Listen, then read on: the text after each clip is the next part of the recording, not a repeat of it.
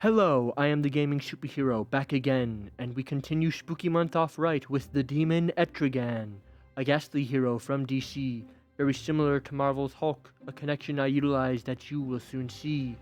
A subtler fan favorite that I think many would enjoy, well known for his role in darker DC stories and his propriety for rhyming I plan to employ.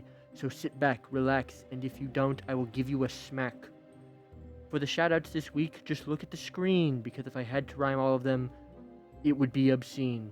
Etrigan the Demon first appeared in the pages of The Demon, introducing the world to a hero many have feared. We open on Camelot, being seized by Morgan Le Fay, and her beings from beyond, great damage they wrought. So Merlin summoned Etrigan to hold them a little longer so he could cast a spell that brought Camelot and himself to a glorious end. The demon turned man as the centuries passed to a modern setting where a page of Merlin's ancient book is revealed to show where our story began. Jason Blood, demonologist, has found a sorcerer to rid his dreams of the demon but is attacked by the living armor of the anthropologist.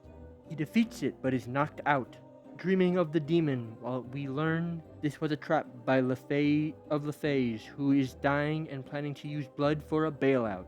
Jason awakens to find the mansion in ruins, and hearing it has been like this for ages, meaning he was mistaken. He then cut to across the sea, where a golem descends into a pit, causing the villagers to want to flee. Returning to Jason, sparring with the UN delegate, explaining the events of last night and the Fae's Mason. Later, he is hosting a get-together, where he and his friends discuss all the artifacts he's received from his familial tether. When the golem from before arrives at the door to deliver a message, to which Jason reads and sends his guests home consumed by the magical lore. He heads to the place the note has summoned him, while being followed by Morgan Le Fay arriving at a sight most grim.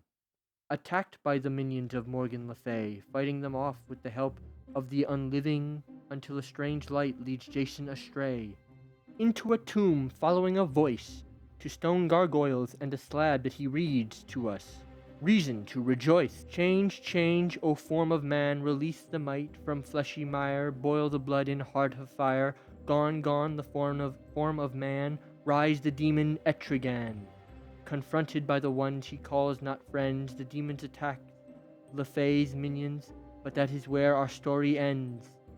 A gruesome tale of discovery and mystery, one I loved, for Jack Kirby cannot fail. But with the origin unveiled, let me reveal the kit of which I nailed. Etrigan's connection to Jason Blood is core to the character, and thus an advantage I have taken. Start as Jason in a weaker state, with a basic fire with which to decimate, as well as an ability to knock enemies away, or off ledges to expose their fragility. But many are likely to instead immediately transform into the demon, so as not to instantly drop dead. Etrigan also possesses a projectile fire, but this one can travel through shields, making its damage higher. A good way of being able to battle other tanks and control the fray. He also has a melee that applies a hellfire to burn his enemies away. I have also given him the ability to shift his existence to a precise but limited distance, to match the revulsion of a demon appearing in any location. His first ability allows him to release a torrent of fire that decreases the damage the enemy can implement, shooting the fire from his throat onto enemies, dealing damage to enemies with the fire he'll coat. A simple close-range ability to prevent high damage from affecting allies and increasing enemy docility. A great ability, if I could be frank, with a splendid addition to the role of tank. His second capability is Impish Lackeys. Summon imps to attack like the wardrobe invaded by a bad pair of khakis. Place them at a distance to keep enemies away, controlling space with impish assistance. The imps attack with most melee strikes to impose damage the way your ally likes. An ability not new to the demon, but also not something he often jumps to. For the ultimate window to hell, it is an area that traps enemies in place quite well. Enemies unable to move, leaving them open for a kill your allies will approve. It spawns around Etrigan and is quite large, and will even have skyward enemies bound. A simple ability for crowd control, to best stop enemies and hold them still in order to complete the goal. There is no vantage which this demon calls home, so no map advantage. There is gonna be a team-up, however, with the one and only Zatanna. Magician's Assistance allows for all his abilities to gain a slight lifesteal, increasing his persistence. This will also grant Zatanna her own unique effect that will be explained with her own rant.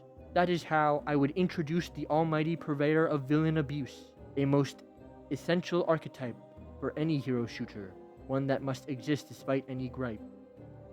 A simple yet strong tank to hold the front line within any game should belong. I also enjoyed giving him some nice impish zone control to add a little more thought and difficulty as a whole. But let me know what you would give his history demon of DC. You'll find doing so quite determinative. It'll also do you well to like and subscribe.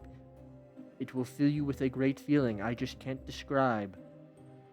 To stay best informed, join the Discord. It will make your heart warmed.